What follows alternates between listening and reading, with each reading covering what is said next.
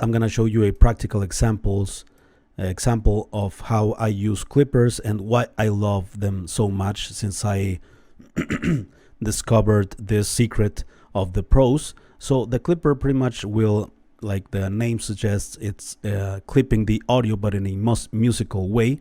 So with the clippers you can achieve a ton of loudness as well, because you're going to be controlling the dynamics of all of the instruments, drums mostly. That's where I learned how to use clippers with professionals. And so this Kazrog KClip Zero, it's a light version of their well-known clipper, the KClip. And this one is pretty simple to use, but it has less functionalities, of course, but I think you don't need much more than this with your music productions.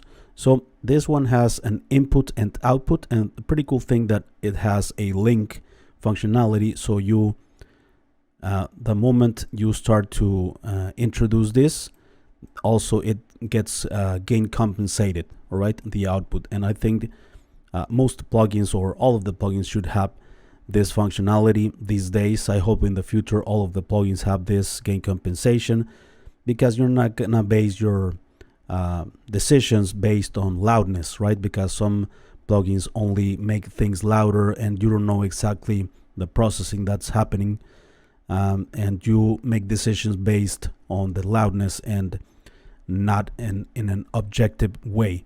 Also, this clipper has a soften knob that will make hard clipping to the left and soft clipping to the right. And I used mostly hard clipping, more aggressive. And also this zoom, you're gonna be able to see the waveforms here and in a much closer way. It's gonna be useful because you can not only hear the clipping, but also visually see what's doing the clipping to the waveforms. All right, so for instance, I have this mix, and if you I have pretty much the mix, it's not mastered professionally, but I have a limiter here to make the track louder for exporting it or something. But let's check out quickly what's going on here in the limiter. This is a free one, by the way. I used to dance in my dreams, while my shine bright.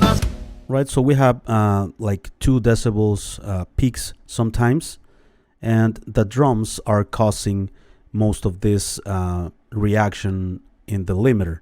So with the clipper we can save those couple of decibels of headroom, and therefore if all of the mix is more compressed, but with punch, because we want to preserve the punch and the impact, we can use clippers to avoid that and to just clip the top of the transients of the drums. For instance, if we solo here the drums,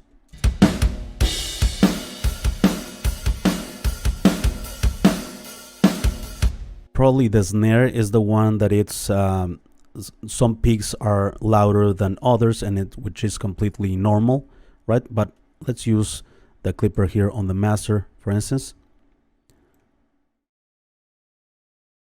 and let's start here by default. You're gonna start to see the waveforms,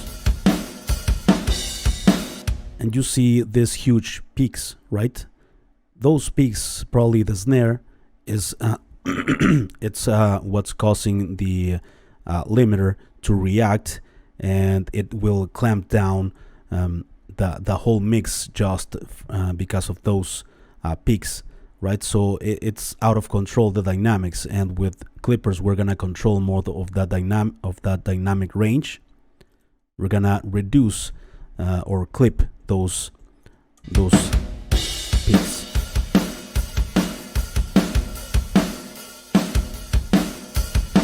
Right?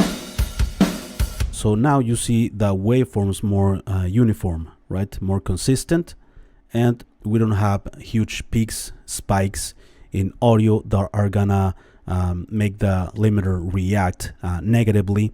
So therefore now we can now pump up the volume or gain of the drums up, and it's not gonna cause more compression or limiting, right? So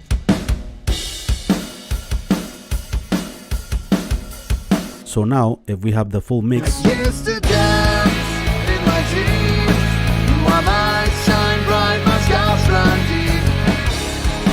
Still a point of no return.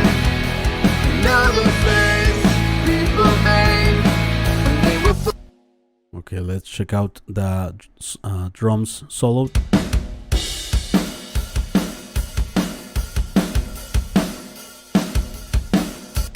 We have a much more controlled drums and snare. I used also, I like to use clippers also on individual parts of the drum kit. The toms, sometimes the hits of the toms are very out of control and are making the limiter react very unevenly. So with clipping we achieve that. Let's check out the softer algorithm.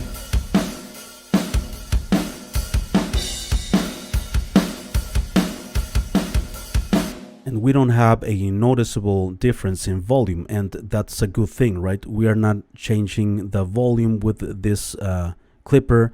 We are not changing also the tonal characteristics of the audio. We're only controlling the peaks and the dynamic range, and the impact, it's pretty much there. If you start to overdo the clipping, you are gonna start to lose the spike that's necessary of the drums, for instance, and it starts to distort and add saturation, right? You start to squash pretty much the drum signal. But let's use it in a conservative way, just clipping the peaks. Another way that I like to use clippers, because I like to use them pretty much on vocals, on heavy guitars. You can use them pretty much on anything to control the peaks, but on bass guitar particularly they work great as well, because the DI tracks or clean bass sounds are very dynamic, and with all of the low end of the bass guitar it gets out of control very quickly. So here on the bass guitar, for instance, it's very dynamic and it's causing the bass to be heard in some parts of the track. In others it gets buried because it's very dynamic, and we're gonna see the waveform here of the bass. Let's solo it.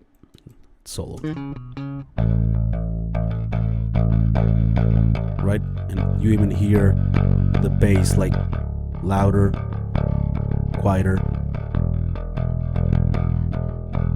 And this doesn't work in the context of the full mix, so let's reduce the dynamic range with this.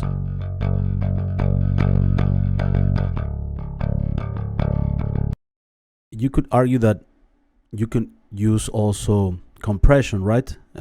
But some with heavy compression you might also control the bass guitar, but with clipping you make sure that nothing it's passing, right, the certain threshold that you choose. You can even introduce saturation and it's okay. I mean,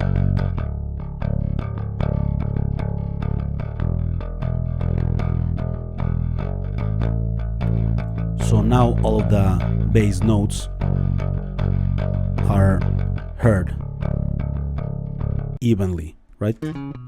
It's pretty clipped, but check it out in context quickly. Still a point of no return. Another face people made when they were If you need to a bit more volume, you just unlink this and use the output. All right. I used to dance in my dreams. You are my The waveforms, you can look closer to them with the zoom functionality.